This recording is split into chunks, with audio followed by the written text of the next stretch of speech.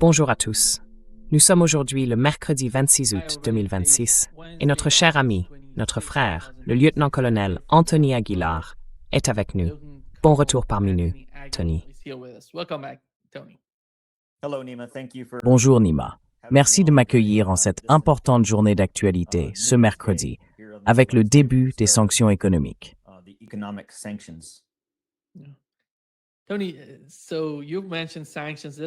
Oui, Tony, vous avez évoqué les sanctions. Parlons-en. La guerre a commencé parce que les sanctions n'ont pas marché. Ils ont alors lancé la guerre ouverte. Et nous revenons, en gros, aux sanctions, au régime de sanctions. Pendant plus de 46 ans, l'Iran a été sous sanctions.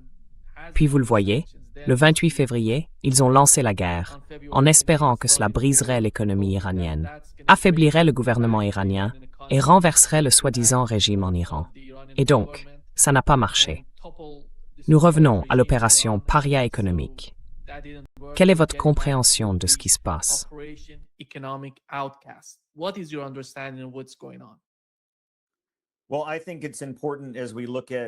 Eh bien, je pense qu'il est important, alors que nous examinons l'annonce Economic Outcast, et le fait que le département du Trésor des États-Unis soit l'agence chef de file pour mettre en œuvre cette opération, de ne pas oublier qu'un blocus à distance de l'US Navy est toujours en place autour du détroit d'Ormuz. Il se trouve dans le golfe d'Oman, pas dans le golfe Persique, mais bien dans le golfe d'Oman et la mer d'Arabie. Donc, ce changement consiste à confier au Trésor américain l'application de ces différentes sanctions. Et je pense qu'il est important de discuter de la nature de ces sanctions afin de comprendre ce que cela signifie réellement.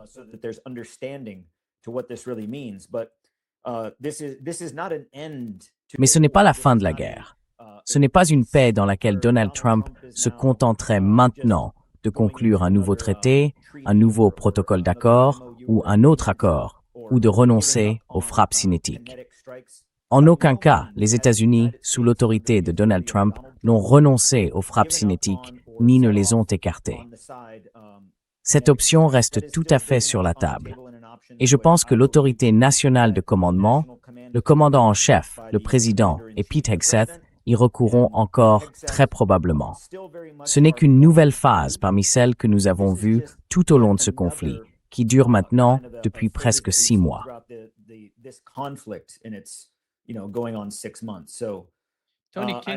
Tony, vous pouvez vérifier votre microphone. Il semble qu'il y ait des parasites qui passent par votre micro. Peut-être que le bon microphone n'est pas connecté à StreamYard. Vérifiez ça.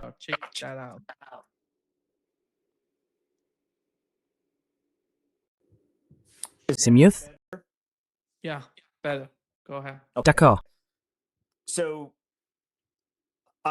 Donc, quand je regarde cela sous l'angle de ces sanctions, Donald Trump revient désormais à l'option économique dans la guerre. Mais cela reste bel et bien une guerre. Et si vous le pouvez, affichez à l'écran le document que je vous ai transmis pour que les téléspectateurs puissent l'examiner pendant que nous en discutons, parce que je pense que c'est important. C'est quelque chose que j'ai préparé en examinant les 47 dernières années de sanctions.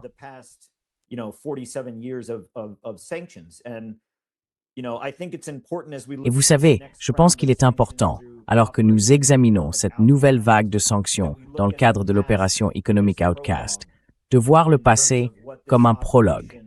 Car cette opération, au fond, qu'est-ce qu'elle va réellement produire? Si l'on remonte jusqu'en 1969, le président Carter a gelé 12 milliards de dollars d'avoirs iraniens et interdit presque toutes les importations. En valeur actuelle, cela représente environ 55,2 milliards de dollars.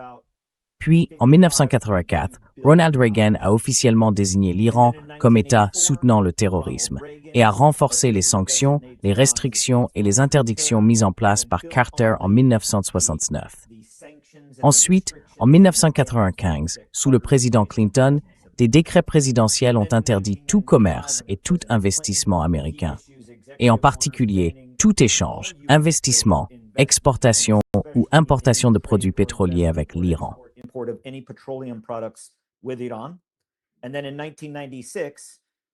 Puis en 1986, il en remet une couche. Sous Clinton, le Congrès américain adopte Iran and Libya Sanctions Act, l'ILSA, qui pénalise toute entreprise non américaine investissant dans le secteur énergétique iranien. Donc cela ne visait plus seulement l'Iran, mais aussi tous ceux qui échangeaient ces matières premières. Ensuite, de 2006 à 2010, sous Bush puis Obama, sous ces deux présidences, on voit se renforcer des sanctions axées sur le respect des obligations nucléaires. Et en 2012, le président Obama impose de sévères sanctions secondaires aux banques centrales et aux institutions financières étrangères.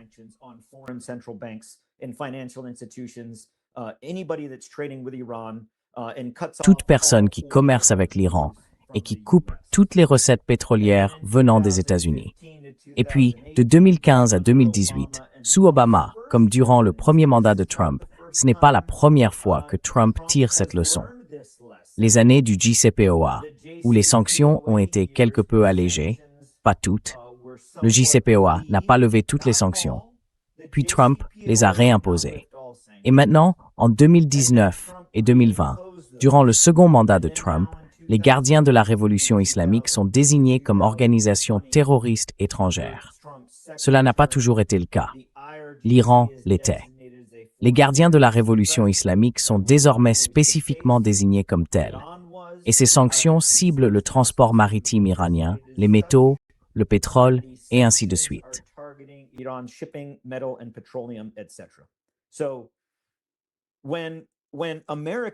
Donc, quand les Américains ou d'autres regardent ces sanctions, on a l'impression que Donald Trump impose des sanctions sur tout. Mais ce n'est pas le cas. Si vous regardez, si vous lisez précisément ce que prévoit l'opération Economic Outcast, il s'agit de sanctions supplémentaires sur les actifs numériques, la technologie, l'or, l'aviation et le transport maritime. Il y a deux choses que vous n'entendez pas là-dedans. Aucune mention du nucléaire, aucune mention spécifique du pétrole. Parce que Donald Trump ne peut pas se permettre de couper les revenus pétroliers de l'Iran. Car pour que Donald Trump puisse réellement accomplir cela, il ne peut pas le faire sans la Chine. Il ne le peut pas. Et Xi Jinping le sait.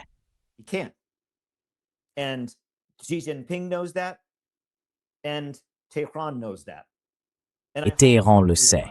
Et j'espère que Trump s'en rend compte. Je suis presque certain que oui.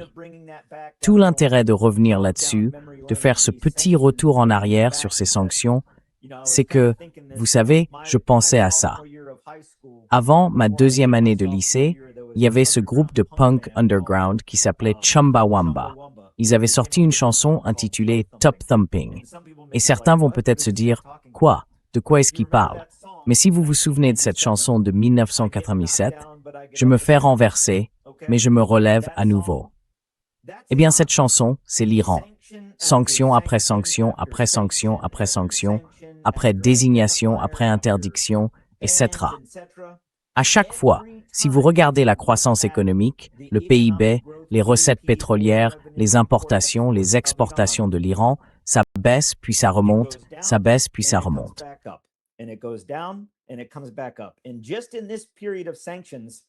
Et rien que sur cette période de sanctions, du mois dernier à ce mois-ci, avec cette chute puis ce plongeon des recettes, l'Iran était déjà en train de remonter. C'est pourquoi Trump comprend qu'une guerre cinétique ne permettra pas de gagner cette guerre que les États-Unis ont déclenchée. Il revient donc à l'arme économique. Mais maintenant, ça ne marchera pas, parce que les conditions ont changé dans le détroit d'Ormuz. Nous savons désormais comment et l'Iran ont conclu cet accord. Donc, dans les clauses de non-responsabilité, si vous voulez, les notes au-delà de la ligne de démarcation de l'opération Economic Outcast, les États-Unis ont déclaré, et je cite, c'est le Trésor américain, que toute nation qui paiera un droit de passage à l'Iran pour traverser en sécurité le détroit d'Ormuz s'exposera à des sanctions et à d'autres pénalités.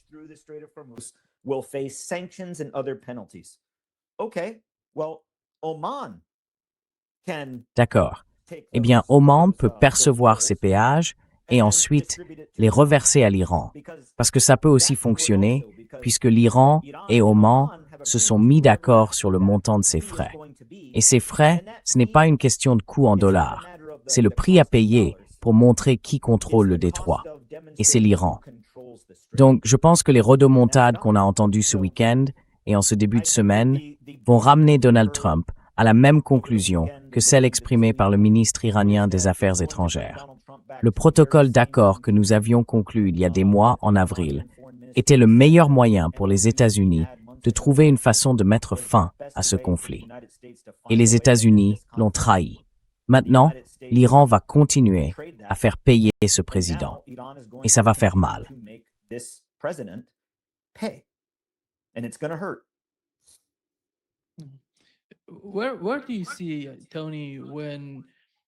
Où en est-on, Tony, avec cette guerre, selon vous?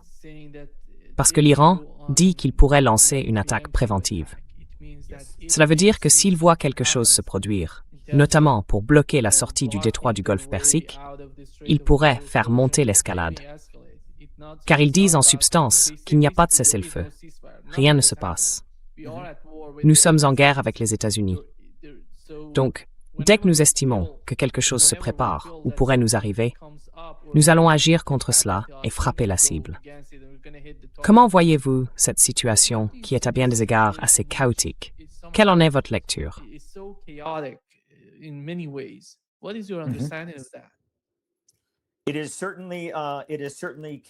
C'est assurément chaotique. C'est assurément complexe. Et quand on regarde cela, avec le chaos au sein de cette complexité et l'apparente absence d'objectifs stratégiques américains, je n'ai certainement rien vu qui soit réalisable, encore moins clair. Le vice-ministre des Affaires étrangères, Gharib Abadi, a déclaré « Nous restons en état de guerre et le détroit d'Ormuz restera fermé. Pourquoi devons-nous toujours ?» Il parle de l'Iran. Pourquoi l'Iran doit-il toujours attendre une attaque américaine? Nous pouvons agir, et nous le ferons. Cela vient directement du vice-ministre des Affaires étrangères. Et puis le président du Parlement, Ghalibaf, dont, vous savez, nous avons entendu parler tous les deux. Ils étaient impliqués dans les négociations.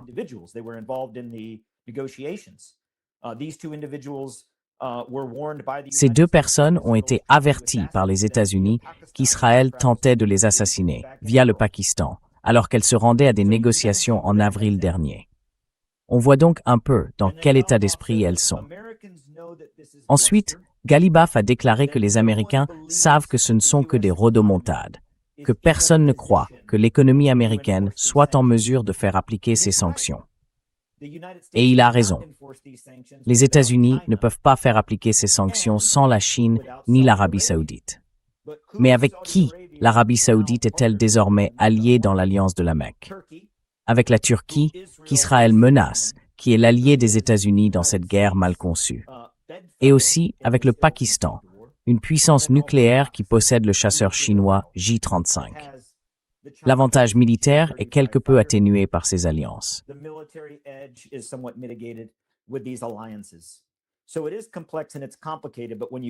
C'est donc complexe et c'est compliqué.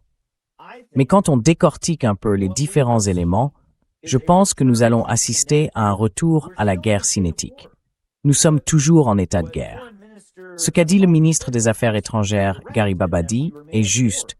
Nous restons en guerre. Ce n'est pas parce que la guerre s'était déplacée à l'époque vers un terrain davantage économique que militaire, avec des tirs, que nous n'étions plus en état de guerre. La guerre économique est une composante de toute guerre. Certains diraient même que la guerre est entièrement une question d'économie, les ressources, les armes, ce que l'on est capable de produire. Les États-Unis la prennent à leurs dépens. Je pense donc que cela reviendra à une guerre cinétique et que ce retour à une véritable guerre avec des tirs gagnera en intensité.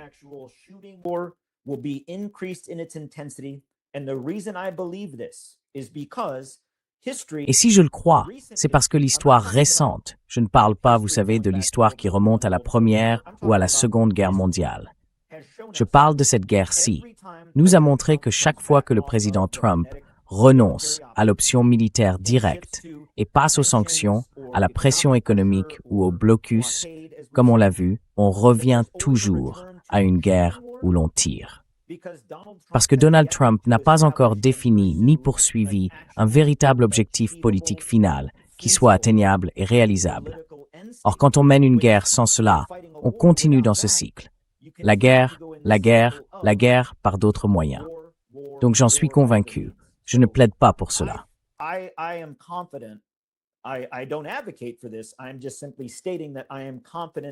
Je dis simplement que compte tenu de ce que nous avons vu, je suis convaincu que malheureusement et tristement, ce conflit va redevenir une guerre conventionnelle, plus intense encore que lors du dernier cycle. Un cycle qui nous a amenés au bord, vraiment tout près, d'une guerre nucléaire tactique. Et cette éventualité n'est pas écartée.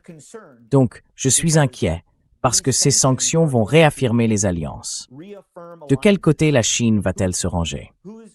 Cela lui donne l'avantage qu'elle recherche. Et je peux vous le dire tout de suite. Si j'étais Xi Jinping, j'attendrais un appel de Donald Trump. Et quand cet appel arrivera, je comprendrai que je suis peut-être désormais en position de force, parce que les États-Unis tournent le dos à la Corée du Sud et que nous n'avons plus d'atouts stratégiques dans le. Si Donald Trump veut baiser la bague, il doit lâcher Taïwan.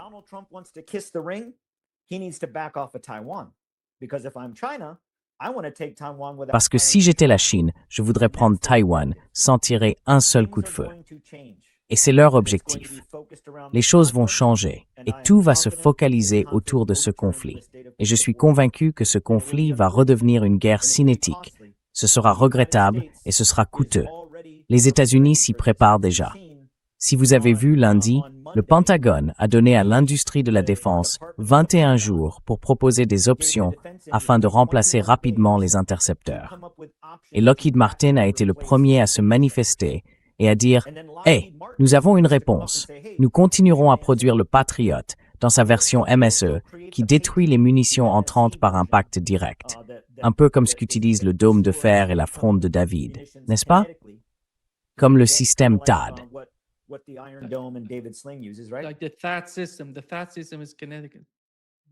Le système THAAD est cinétique, c'est exact. Donc le THAAD, c'est le système. Si vous y réfléchissez, le dôme de fer, Israël ne l'a pas inventé. Nous l'avons depuis, vous savez, depuis qu'Israël essayait encore de comprendre comment conduire des chars. Le système THAAD, c'est un système, le système de défense de zone à haute altitude. Ce système intègre vos patriotes et vos différents autres intercepteurs. Il y a aussi des intercepteurs intégrés au THAAD lui-même, mais c'est un système. Le Patriot, c'est celui dont on entend le plus parler, n'est-ce pas? Eh bien, Lockheed Martin le fabrique. Et Lockheed a déclaré, « Écoutez, si vous voulez ces équipements plus vite, on ne peut pas vous livrer la Ferrari. Si vous les voulez plus rapidement, on vous donnera la Ford Mustang de base, sortie de chaîne de montage. » The basic off the assembly line Ford Mustang. Looks good, sounds good, gets you around town pretty. Ça a l'air bien, ça marche bien, ça vous permet de vous déplacer en ville assez vite, mais ce n'est pas une Ferrari. Le problème, c'est que même en produisant ces nouvelles munitions qui ne seront pas cinétiques, elles devront détruire avec une précision extrême. Autrement dit, il faudra toucher la cible pour la faire exploser. Donc, on va obtenir quelque chose de moins cher, mais il nous en faudra davantage pour accomplir le même travail. Et on sait déjà qu'on en dépensait énormément pour essayer d'abattre des drones avec des Patriots, n'est-ce pas? On le sait. Mais le problème, c'est que même si Lockheed mettait absolument tout à fond sur la chaîne de production, on parle d'août 2028. Donc, l'Iran est aujourd'hui en position de pouvoir supporter une guerre ouverte. Il l'a démontré.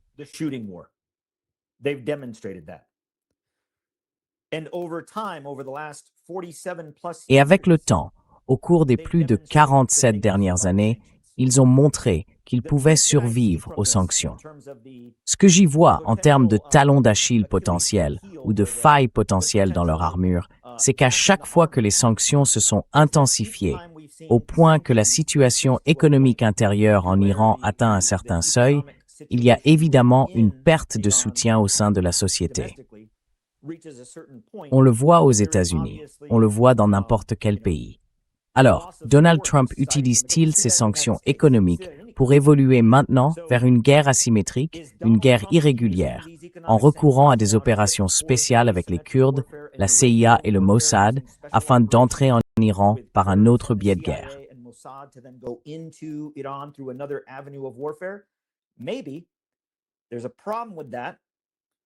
Peut-être.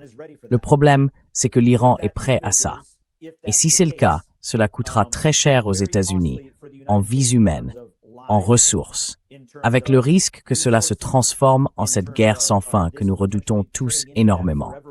Et je pense que nous sommes déjà engagés sur cette voie. Alors Donald Trump a beau dire que c'est... Je regardais ce qu'il a déclaré aujourd'hui, au moment où ces mesures ont été annoncées. Trump dit que nous remportons une très grande victoire. Mais qu'est-ce que ça veut dire au juste?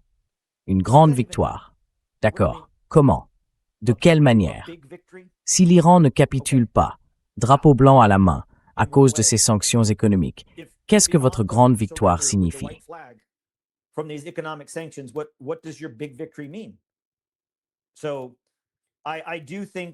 Je le pense, et Trump l'a dit aussi, je cite, « Je ne suis pas pressé. Les États-Unis ne sont pas pressés concernant ces sanctions. Eh bien, l'Iran non plus. L'Iran n'est pas pressé tant qu'il n'obtient pas ce qu'il veut. Alors, cette guerre va-t-elle s'éterniser? Oui. N'oubliez pas que nous sommes maintenant à moins de 70 jours des élections de mi-mandat aux États-Unis. Nous sommes aussi proches, ou peut-être déjà, je n'ai pas regardé le décompte depuis lundi, vous savez, à près de 60 jours des élections en Israël pour renouveler l'ensemble de la Knesset. Nous avons donc des hommes désespérés au pouvoir. Que vont-ils faire? C'est cela, je pense, qui devrait préoccuper le monde.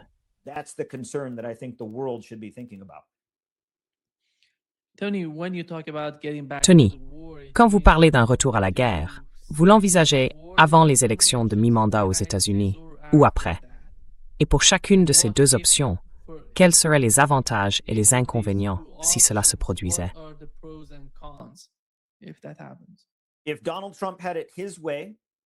Si Donald Trump faisait comme bon lui semble, il mettrait ses sanctions en place, laisserait faire, ne se presserait pas jusqu'aux élections de mi-mandat, puis, lors de ces élections, il dirait « Hey, on est en train de gagner, hey, ce n'est pas fini », mais on tient l'Iran exactement là où on le veut.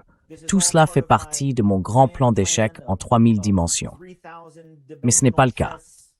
Cela dit, si Donald Trump peut garder la situation sous contrôle, c'est comme une casserole. Elle n'est pas retirée du feu. Ça continue de frémir.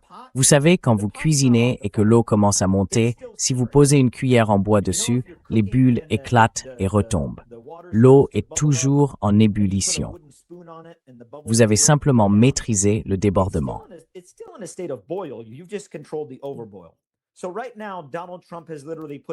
Donc, en ce moment, Donald Trump a littéralement mis, ou pour reprendre une hyperbole, a posé une cuillère en bois sur le dessus d'une casserole en ébullition. Eh bien, il ne faut pas grand-chose pour que cette cuillère en bois soit renversée. Et c'est ce qui arrive. Parce que l'Iran sait que les États-Unis approchent des élections de mi-mandat. L'Iran sait que ça va peser lourdement sur la conscience et dans l'esprit de l'électeur américain. Donald Trump le craint. Mais les élections israéliennes approchent aussi. Et vous avez évidemment Netanyahou qui craint leurs résultats. Ces deux hommes, Trump et Netanyahou, se battent très littéralement pour leur survie politique. L'un pour éviter la prison et le tribunal pénal, l'autre pour éviter d'être destitué.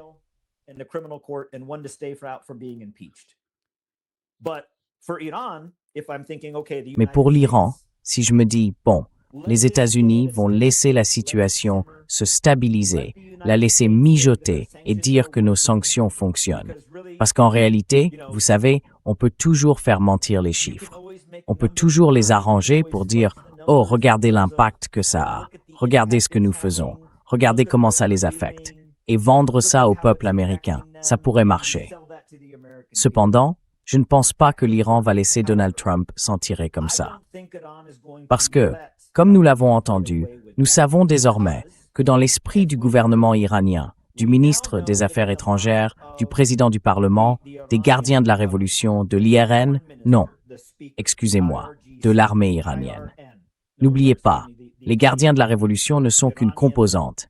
Il y a toujours l'armée iranienne.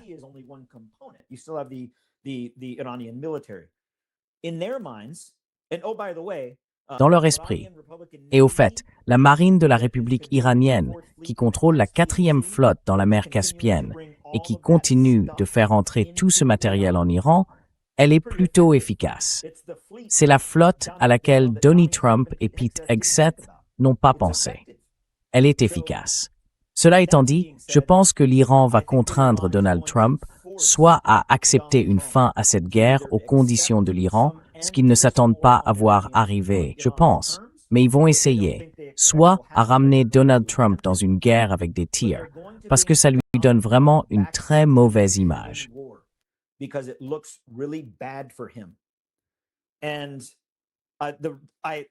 Et si je siégeais à l'état-major iranien, ce sont les plans que j'élaborerais. Comment faire payer politiquement les États-Unis et Israël pour les entraîner là-dedans, soit pour les forcer à intervenir, soit pour leur faire subir un coup politique. Parce que Garibaldi l'a dit, n'est-ce pas? On en a parlé plus tôt dans cette séquence. Nous restons en état de guerre. Alors, l'Iran est-il prêt pour la guerre? Oui. Le détroit d'Ormuz restera fermé. Dans cette déclaration, c'était un avertissement très clair, directement adressé à Donald Trump. Parce que qu'a dit Donald Trump? Il est ouvert, nous le contrôlons. Et puis il a dit, pourquoi devons-nous toujours attendre une attaque américaine? Ne devrions-nous pas?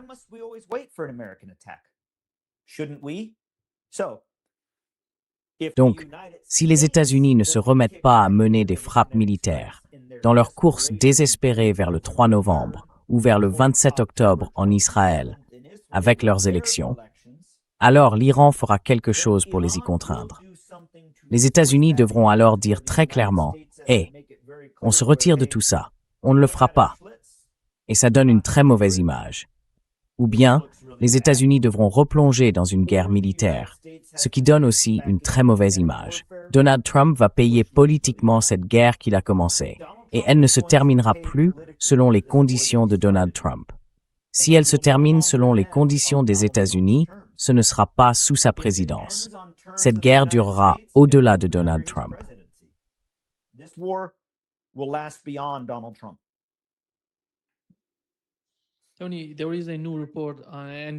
Tony, un nouveau rapport de NBC News vient de paraître. Il affirme que des attaques iraniennes de missiles et de drones ont causé des dégâts sans précédent aux installations de renseignement et aux équipements de surveillance américains à travers le Moyen-Orient. Quelle est votre compréhension de la situation à laquelle les États-Unis sont confrontés? Parce qu'une partie de cette guerre, une grande partie même, concerne le contrôle du renseignement, la maîtrise, vous savez, de l'espace aérien dans cette région, afin de recueillir des informations et d'envoyer des signaux, y compris vers les systèmes de défense aérienne, notamment grâce aux radars dont ils disposent. Allez-y, c'est à vous de répondre. Go ahead, your take on that. Ce n'est pas seulement la capacité de renseignement d'origine électromagnétique ou la défense proactive et réactive face aux signaux pour voir et identifier. Comme la station radar qui a été détruite au Koweït le 2e jour de cette guerre, lors de la première réponse de l'Iran avec ses frappes de représailles. Il y a aussi le renseignement, la CIA, d'autres bases et des moyens de renseignement. Vous savez, beaucoup de gens regardent Jason Bourne, 24 heures chrono, ou d'autres films de ce genre, et ils ont une vision séduisante, romantique de la CIA. Mais la vérité, c'est que dans chaque ambassade américaine, chaque consulat américain, ou toute fonction de type diplomatique selon le pays, vous avez un chef de mission.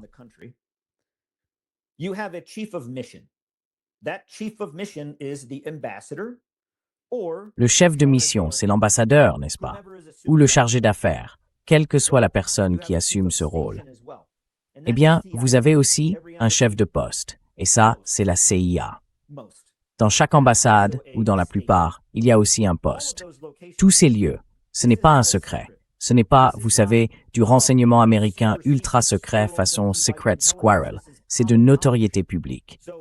Donc, l'Iran a spécifiquement frappé les ambassades, les consulats ou des lieux liés à l'autorité américaine, avec des chargés d'affaires, des ambassadeurs ou des agents consulaires, afin de frapper ces sites et de contraindre l'appareil de renseignement américain, soit à partir, soit à payer le prix pour rester, soit à être détruit. Il n'existe alors plus. Pay a price to stay, or they're destroyed. They no longer exist. So the strikes. Donc les frappes que l'Iran a menées contre des bases américaines, des radars américains, des moyens américains, l'USS Gerald Ford. Je ne crois pas une seconde, et un jour la vérité sortira, que l'USS Gerald Ford ait subi tous ces dégâts à cause d'un incendie dans une buanderie. Je n'y crois pas. Je pense que l'USS Ford a été touché. Je pense aussi que d'autres moyens essentiels ont été touchés. Le nombre d'aéronefs que nous avons perdus au-dessus du golfe Persique, où nous avons eu 7700 codes d'urgence. Un code d'urgence ne se déclenche pas parce que le pilote cherchait son café et a appuyé accidentellement sur le bouton. Nous avons perdu des moyens que le gouvernement américain ne révèle pas au peuple américain.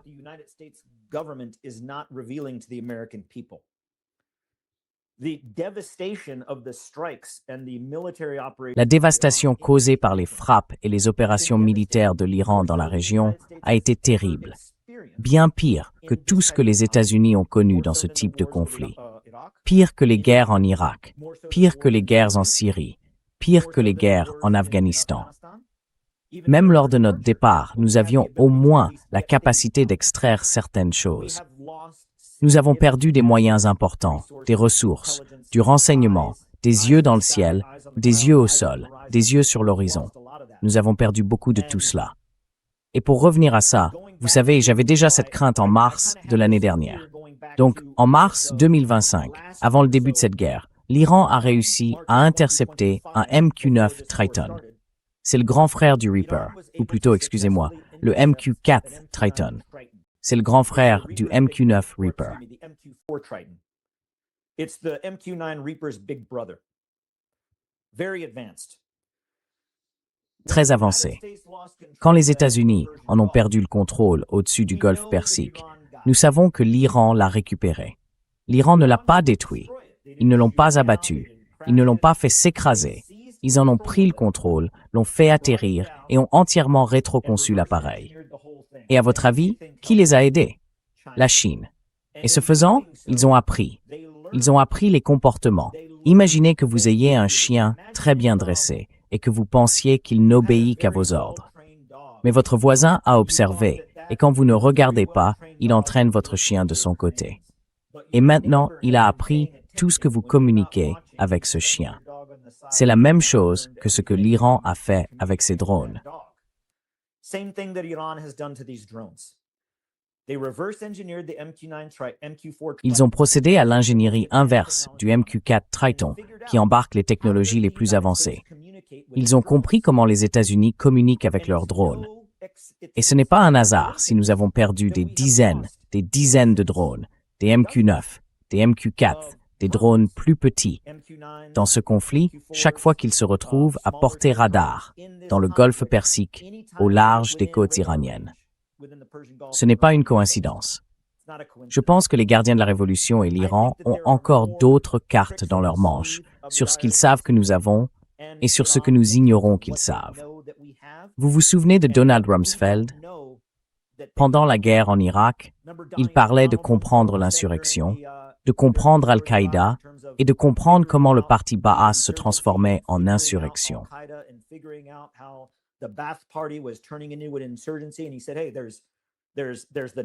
Et il a dit, hey, il y a les choses connues qu'on connaît, les choses connues qu'on ne connaît pas, et puis les choses qu'on ne connaît pas qu'on ne connaît pas. C'est ça. En ce moment, les États-Unis font face à beaucoup d'inconnus inconnus. Et l'Iran aussi. L'Iran, vous savez, n'a pas toutes les réponses. Mais l'Iran est dans une position où son avantage asymétrique est mieux affûté pour ce type de guerre que la machine de guerre du complexe militaro-industriel américain. Elle n'est pas assez rapide. Et le plus vite qu'on puisse faire venir les choses, là, depuis le complexe industriel américain, c'est du genre, bon, on enlève les gants, c'est parti, à toute vapeur. D'accord, et on peut l'avoir quand? en août 2028? Enfin, quoi? All right, when can we get it? August 2028? Like, what? What are we waiting on? Well, we're waiting on because Qu'est-ce qu'on attend? Eh bien, on attend parce que le complexe militaro-industriel des États-Unis n'est pas organisé dans ce sens-là. Donc, le seul mot qui me vient à l'esprit, c'est que c'est un sacré casse-tête. Honnêtement, oui. Un dilemme, un casse-tête, un bourbier. Il n'aurait pas fallu commencer une guerre. Shouldn't have started a war. Yeah. Tony, Oui. Donald Trump Tony, wants all these Donald GCC Trump to veut que tous ces pays du CCG cooperate coopèrent avec lui dans la guerre économique contre l'Iran. Et nous savons que jusqu'à présent, le Qatar, qui est si important, a perdu 96% de sa capacité d'exportation de GNL. D'exportation, pas de production. Et auparavant, pendant la guerre, ils avaient déjà perdu 17% de leur capacité de production de GNL. Voilà la situation dans laquelle ils se trouvent. Et en Arabie Saoudite, ce n'est pas très différent. L'Arabie Saoudite ressent, vous savez, ils avaient la mer Rouge. Aujourd'hui, ils n'ont plus la mer Rouge. La seule chose qui leur reste, c'est le canal de Suez. Mais au final, cette région n'est pas en bonne posture pour coopérer avec Donald Trump. Et comment voyez-vous la manière dont cette région... Nous avions un pacte de défense, un pacte militaire, un pacte de sécurité entre l'Arabie Saoudite, le Pakistan et la Turquie. Security pact between Saudi Arabia, Pakistan, and Turkey. They're talking about maybe Iraq, the government in Iraq. On parle peut-être de l'Irak. Le gouvernement irakien évoque l'idée de réunir l'Arabie Saoudite et l'Iran pour qu'ils se parlent et qu'ils concluent ensemble une sorte d'accord de sécurité. Le Pakistan essaie aussi de jouer son rôle dans la région. Comment voyez-vous la manière dont la région gère ses conflits internes et cherche une forme de solution, alors que l'issue de la guerre entre l'Iran et les États-Unis devient de plus en plus la réalité, de la prochaine phase, je dirais, de la prochaine phase des mouvements qui se dessinent dans la région? Vous savez, en ce qui concerne la politique étrangère de l'Arabie Saoudite, celle de l'Iran, la Turquie est très importante parce qu'elle est, à mon avis, dans un affrontement actif avec Israël. Ce qui est sérieux, après tout. Mais quelle est votre compréhension de l'Asie occidentale? Qu'en pensez-vous? Your understanding of the West Asia, how do you feel about it? Well, I'm going to put it plainly. Eh bien, je vais le dire clairement. Israël est le problème. La relation parasitaire des États-Unis avec Israël est l'épine dans le pied de l'espoir de Donald Trump d'obtenir une forme de victoire dans cette guerre qui a été déclenchée. Nous l'avons déclenchée pour Israël. Ce n'est pas une théorie du complot. Marco Rubio lui-même l'a dit. Le président l'a dit.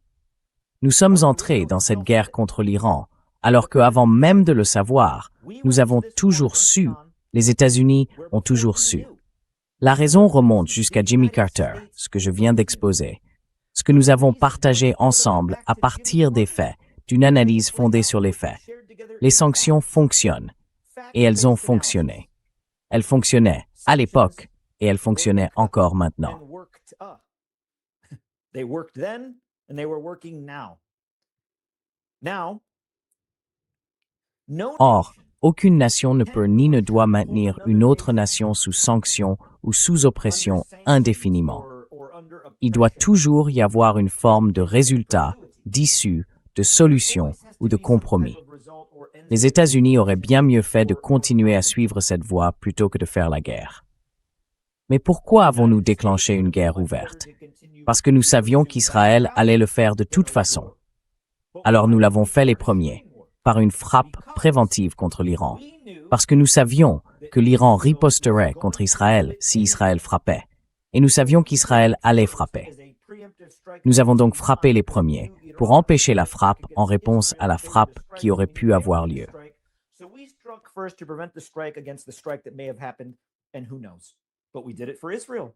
Et qui sait? Mais nous l'avons fait pour Israël. Nous ne pouvions pas sortir du protocole d'accord. Nous ne pouvions pas sortir du premier paragraphe du protocole d'accord d'avril en 14 points, parce qu'Israël refusait de se retirer du Sud-Liban. Alors je vais vous le dire, quand l'Iran a dit « si nous ne les y contraignons pas, ils ne partiront jamais », Qu'est-ce qu'Israël Katz a dit la semaine dernière? Nous ne partons pas. Nous ne quittons pas le Liban. Nous ne quittons pas Gaza. Nous ne quittons pas la Cisjordanie. Nous ne quittons pas la Syrie. Et au vu des frappes militaires qu'Israël vient de mener contre des actifs turcs à Idlib, on dirait qu'ils sont là pour rester encore plus longtemps. Looks like they're there to stay even longer. Any type of negotiation that the United States has attempted. Chaque fois que les États-Unis ont tenté d'engager des négociations avec l'Iran, de les orchestrer, et c'est compliqué, c'est délicat, je ne vais pas dire le contraire, Israël vient systématiquement arracher la nappe sur laquelle reposent ces négociations. Donc, pour la suite, vous avez soulevé un excellent point. Les nations du Golfe, celles du Levant, du Golfe et de la région, ne font plus confiance aux États-Unis. Est-ce qu'elles craignent les États-Unis? Dans une certaine mesure. Mais cette crainte s'atténue et s'érode à cause du ventre mou que ce conflit a mis au jour.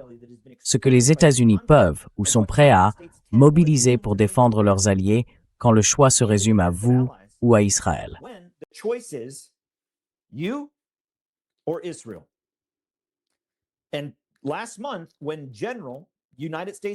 Et le mois dernier, quand le général 4 étoiles de l'United States Air Force, Alexus Grankwich, le commandant de l'EUCOM, a dit « Chef, Monsieur le Président, Monsieur le Secrétaire, j'ai le choix. Je peux défendre Israël et je peux continuer à défendre l'Ukraine. Je ne peux pas faire les deux. » Aux États-Unis, le président a répondu « Nous défendons Israël. » D'accord. Et puis le mois dernier, ils sont revenus en disant « Chef, et c'est le commandant de l'EUCOM qui parle. Je ne peux pas défendre les moyens américains et Israël. » Et les États-Unis ont répondu « Trouvez un moyen. S'il faut retirer des forces de Pologne, d'Allemagne ou d'ailleurs, nous le ferons. Mais nous allons mettre Israël en priorité. »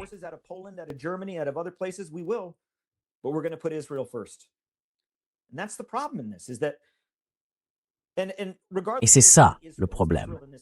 Et indépendamment du fait qu'il s'agisse d'Israël, ici c'est Israël, aucune nation ne peut négocier en tant qu'État souverain avec un autre État souverain quand une autre entité se greffe de manière parasitaire à chacune des décisions que ce pays essaie de prendre en se substituant à ses propres décisions. Je parle du Liban, de Gaza et de tout le reste. Et n'oublions pas ce qui, à mon avis, pourrait faire basculer à nouveau la situation dans une guerre ouverte. Non seulement l'Iran ne recule pas, mais Israël prépare ses propres opérations militaires pour agir seul contre l'Iran. Netanyahou l'a dit. Katz l'a dit.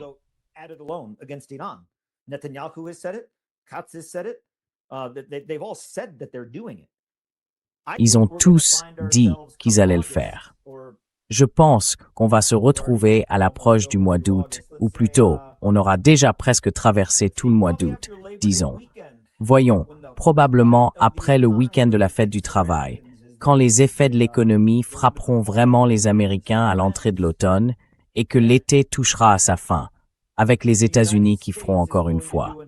Enfin, Israël allait le faire de toute façon, et nous savions que l'Iran allait réagir assez drastiquement. Alors nous l'avons fait les premiers pour devancer la défense contre la frappe préventive.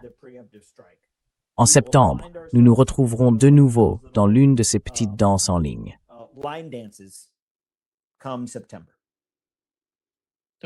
Tony, permettez-moi de revenir sur ce que Donald Trump vient tout juste de publier sur Truth Social.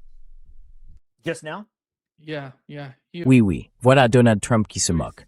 Oh, donc il a mis mission non accomplie avec George Bush? Avec George Bush, et il l'a accompli en 2026. Quel genre d'accomplissement a été réalisé?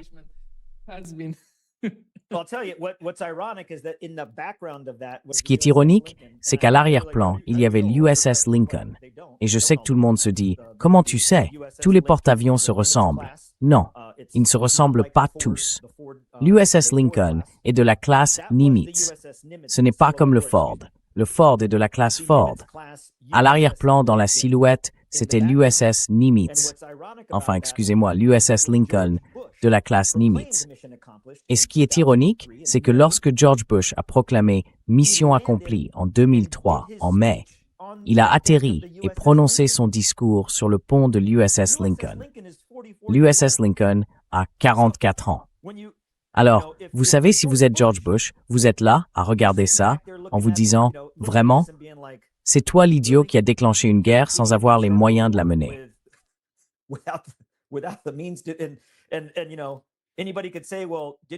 Et n'importe qui pourrait dire « Alors, tu n'as pas retenu la leçon, vieux George. » Si. Le truc avec George Bush, c'est qu'au moins il a dit « Tu me trompes une fois, honte à toi. Tu me trompes 2 fois, honte à moi. Tu me tromperas pas une 3e fois. » C'est une citation de George, pas de moi. Donc c'est l'hôpital qui se moque de la charité. Genre, tu as perdu. Qu'est-ce que tu fais? Tu avais la leçon de l'histoire et tu es en train de refaire la même chose. Et George Bush, au moins, il dit « Je suis toujours vivant. » Tu aurais pu m'appeler et me dire « Hey, qu'est-ce que tu en penses ?» Et moi j'aurais répondu « Non, c'est une idée horrible. » Mais bon, c'est le Donald Trump habituel. Alors j'ai envie de dire que quelqu'un devrait lui retirer ses appareils pour l'empêcher de publier, mais je ne pense même plus que ce soit lui maintenant. Vraiment pas.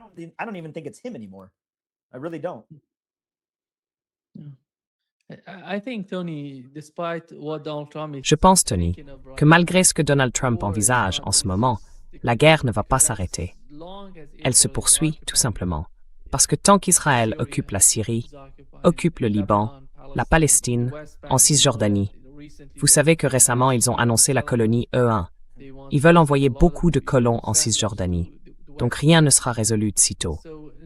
Donald Trump n'a pas tant de temps que ça. Il est à mi-chemin de son second mandat. Et vous ne pensez pas, Tony, que dans la région, le temps ne joue pas en faveur de Donald Trump. Time is not on Donald Trump's side. But let's also not forget that in the wake of this conflict, we have a. Mais n'oublions pas non plus que dans le sillage de ce conflit, une guerre ouverte est en train de se développer et de s'étendre au Yémen. Elle va entraîner certains de ces pays. Les Émirats arabes unis, l'Arabie saoudite, le Yémen, Israël, l'Égypte, les États-Unis. L'un des tirs contre le Méthanier, un navire américain qui se trouvait du côté méditerranéen, dans un port méditerranéen à l'entrée du canal de Suez, a été mené par les Houthis. Les Houthis ont une capacité de frappe à longue distance. Ils ne tirent pas seulement des RPG et des explosifs artisanaux. Ils ont des missiles balistiques. Ils ont cette capacité de frappe. C'est une menace. Mais n'oublions pas non plus ce conflit très inquiétant qui semble, vous savez, devenir rapidement incontrôlable entre Israël et la Turquie au sujet de la Syrie. Je veux dire, comment ça peut-il se terminer? Je pense que c'est grave. C'est extrêmement grave. C'est très grave. I think this is serious. This is so serious. It's very serious. I'm telling you, I said this back in. Je vous le dis, je l'ai dit dès le mois de mars. Tout cela ressemble exactement à ce qu'on pourrait attendre dans une guerre mondiale. Et certaines personnes ont demandé « Oui, mais comment ?» Je ne sais pas. Mais regardez ça. Je ne dirais pas que je peux expliquer comment. Mais on peut très bien regarder l'histoire et se dire « D'accord, A, puis B. B nous amène à un nouveau A. Quel est le nouveau B? Eh bien, cela nous amène à un C qu'on n'avait jamais anticipé. Et plus loin encore, on se retrouve à gérer un LMNOP et un QRS auquel on n'aurait jamais pensé. Alors vous savez, qu'est-ce que Z va apporter? Et c'est tellement grave. Les conséquences sont énormes. Et nous avons un président qui nous dit des choses comme « Oh, ce sera une grande victoire », puis qui passe son temps à publier sur une plateforme de réseaux sociaux au lieu de définir un véritable objectif politique à atteindre. An actual political goal to achieve. War without a political end state. Une guerre sans objectif politique final est tout simplement génocidaire. Je veux dire, c'est très préoccupant. C'est très triste. C'est très frustrant. Mais c'est aussi très inquiétant, parce que quand on commence à penser à la Turquie et à Israël, la Turquie ne va pas plaisanter. Et certains diront, bon, il y a l'OTAN. Eh bien, la Turquie a une nouvelle alliance, n'est-ce pas? L'alliance de la Mecque avec l'Arabie saoudite et le Pakistan. Et si cette guerre s'embrase avec Israël, je pense que davantage de pays de cette région vont se ranger du côté des accords de la Mecque. ou de l'accord de défense de la Mecque que du côté de tout ce que les États-Unis ont à offrir. Parce que s'il y a une chose qui est claire dans l'esprit des dirigeants de la région, c'est qu'on ne peut pas faire confiance aux États-Unis quand le choix, c'est Israël ou n'importe quoi d'autre.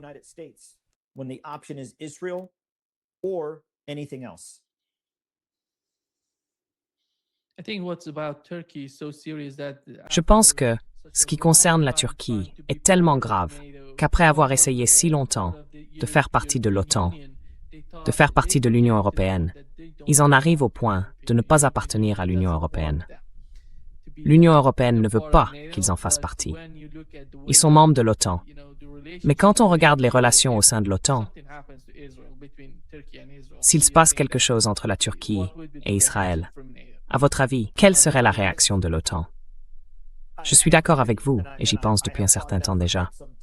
Encore une fois, sur la question de la Syrie, quand la Turquie, qui n'est pas seulement un allié de l'OTAN,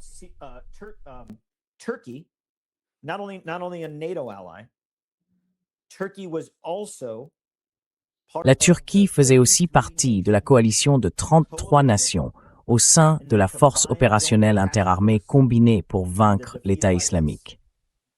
33 nations ont rejoint la coalition contre l'État islamique. La Turquie en faisait partie. Elle avait des officiers et des soldats turcs sous le commandement de la CJTF américaine, dans le cadre de l'opération Inherent Resolve. Je travaillais avec eux tous les jours. Ils étaient là. Et quand la question s'est posée, vous savez, la Turquie s'était engagée en disant « Hey, on va vous aider à vaincre l'État islamique. C'est aussi une menace pour nous. On n'en veut pas en Syrie. C'est juste à notre frontière. » Et puis, quand les États-Unis ont fait venir les Kurdes, et je m'en souviens, quand les forces américaines ont franchi le pont de Faish Kabour,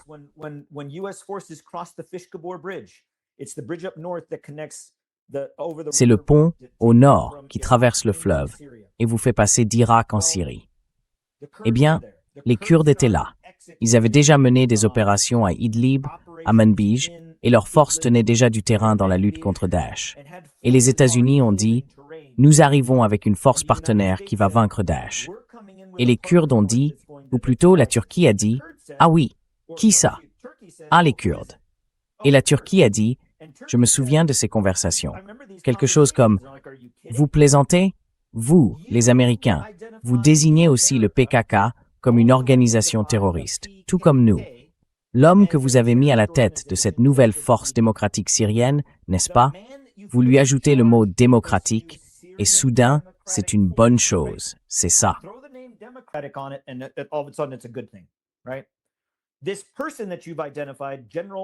Cette personne que vous avez identifiée, le général Mazloum, comme le commandant des forces démocratiques syriennes, porte littéralement un t-shirt Öcalan. Öcalan, le fondateur du PKK. Et lui, il est coprésident adjoint du PKK. Quoi, il va juste passer en Syrie et d'un seul coup, il ne serait plus du PKK. Et nous, on a envoyé la Turquie promener. Les États-Unis ont dit à la Turquie, reculez, c'est notre partenaire. Après qu'on aura vaincu Daesh, vous pourrez faire ce que vous voulez d'eux. Et les Kurdes ont dit, quoi, vous allez juste nous abandonner? Et là, on a dit aux Kurdes, hey, ne le dites pas à la Turquie, on ne va pas vous faire ça. Et les Turcs ont répondu, on est dans le même quartier général, on peut entendre ce que vous dites.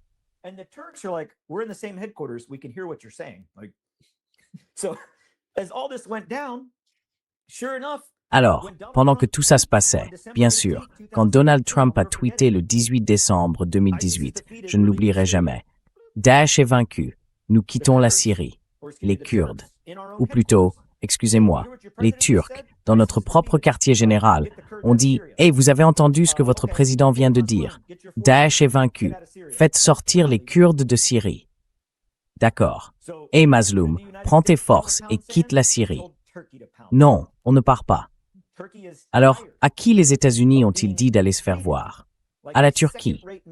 La Turquie en a assez d'être traitée comme un membre de seconde zone de l'OTAN. Et franchement, la Turquie n'a pas besoin de l'OTAN, pas avec ses nouveaux amis, parce que l'accord de défense de la Mecque va construire son propre voisinage. Cette alliance inclura l'Iran, pas demain, mais elle inclura l'Iran, à terme. Not tomorrow, but eventually it will include Iran. That's a fact. And who is that going to gain interest from? C'est un fait. Who is going to be Et qui cela va-t-il intéresser? Qui va s'aligner sur l'accord de défense de la Mecque? Eh bien, l'OTSC, l'Organisation du traité de sécurité collective, l'OTAN de l'Asie centrale. La Turquie est davantage centra-asiatique qu'européenne. Donc quand on considère cela et toute l'influence dont dispose la Turquie, ils s'en rendent compte maintenant. Même lorsqu'Israël a frappé des forces turques, des F-16, tué des pilotes, tué des membres d'équipage, tué des Turcs, des Turkmènes à Idlib, en Syrie, qu'ont fait les États-Unis pour défendre un allié de l'OTAN. N'est-ce pas? On le dit toujours. Qu'ont-ils fait? Qu'avons-nous fait? Rien. Israël n'est pas un allié de l'OTAN. De quelle alliance Israël fait-il partie avec les États-Unis? Je veux dire, à part l'alliance Epstein, je ne sais pas. I mean, other than the Epstein alliance, I don't know. Exactly. Yeah. Sad reality.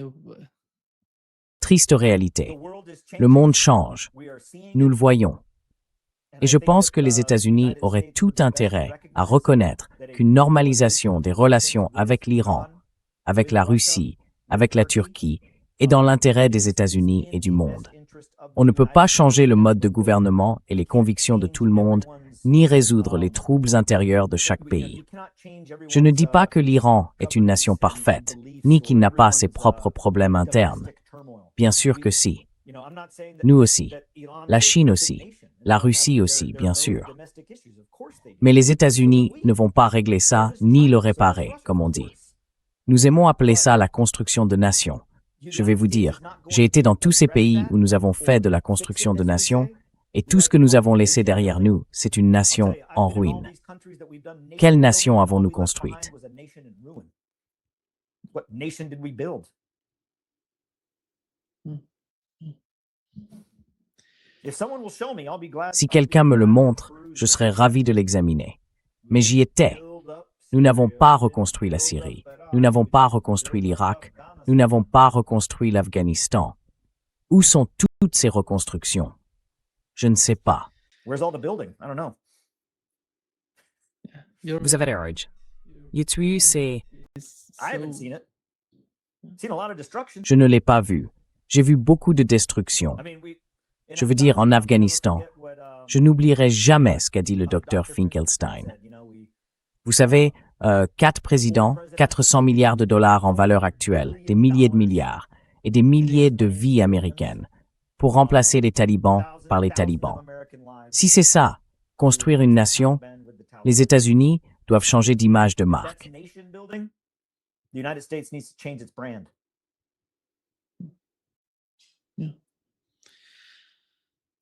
Merci. Merci, Anthony, d'être avec nous aujourd'hui. Thank you, Nima. C'est un grand plaisir, comme toujours. Oui, on verra comment ça évolue d'ici vendredi. On verra le bon vieux Trump taco et ce qui se passera avec ça. Mais je pense que ça va devenir bien plus laid avant qu'on voit enfin le jour. Oui, exactement. À bientôt, Tony. Prends soin de toi, Nima. Take care, Nima. Thank you. Merci. À très bientôt. Au revoir. Bye.